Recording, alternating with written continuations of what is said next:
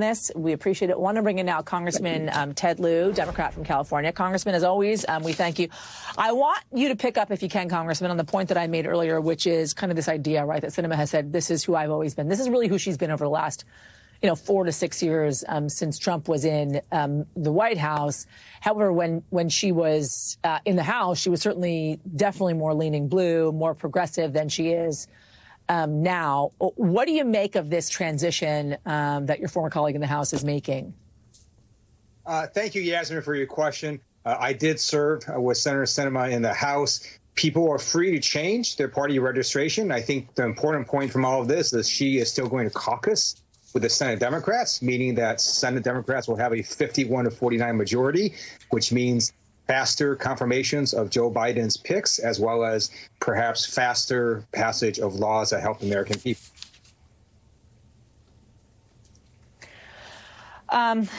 Do you buy, though, that this is who she's always been?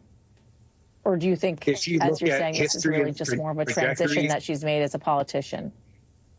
If you look at history and her trajectory, clearly she has changed. She started out as a Green Party activist, and now she's an independent. And so people in America can change their party registration. It's a free country.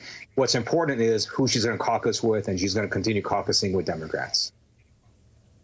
All right, Congressman, I want to talk about the J6 committee, if we can, here. Here's what Politico is reporting. They're holding this weekend meeting, it seems, to talk about this final report, the possible criminal referrals as well to send to DOJ. Some other outlets as well, like Bloomberg, also reporting, NBC, though, has not independently confirmed that they may likely refer the former president himself to the DOJ, in addition to some other key figures like Mark Meadows, Rudy Giuliani as well.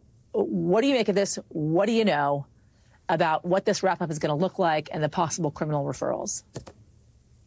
I'm a former prosecutor, and I don't have access to the actual evidence, but just looking at the public reporting, it's very clear that there was a conspiracy to get fake electors appointed to overturn the will of the people in multiple states. That is highly illegal. You cannot do that. And it would not surprise me that the people involved will get criminal referrals. And as far as I can tell, the people involved include Donald Trump, as well as some of his top-level associates. Can we also talk about the passage of the Respect for Marriage Act that you guys passed earlier this week? It, of course, does not go as far as LGBTQ plus rights advocates would have liked. For one, it would not prevent states from banning same-sex marriage should Obergefell be overturned by SCOTUS. But why was it important to get this on the books? It's important because it does protect interracial marriage and marriage equality, and it forces any state to honor the marriage of any other state. And so, for example, if California has marriage equality, then Idaho is going to have to honor that if a couple were to move into Idaho. And that by itself is a very strong protection.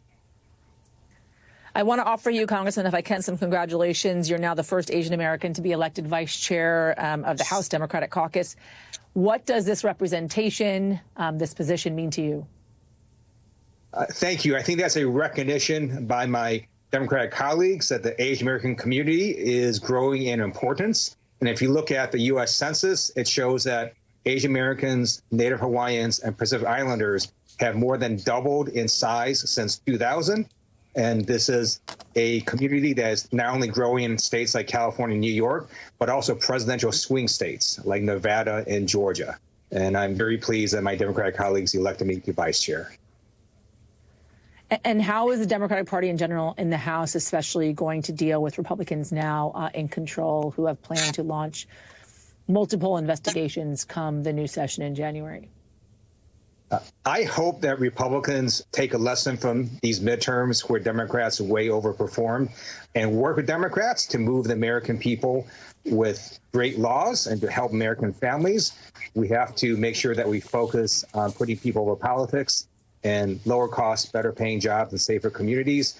My fear is Republicans are going to take exactly the opposite lesson from these midterms and double down on stupid things like investigating Hunter Biden's laptop. So we'll see next year what happens. So what do you do about that if, in fact, that's what they do? We will continue to point out how investigating Hunter Biden's laptop and nude pictures of Hunter Biden is not going to move the American family forward. What we have to do is try to turn down costs and improve the quality of life of all Americans, and we're going to keep highlighting that contrast. California Congressman Ted Lieu, thank you.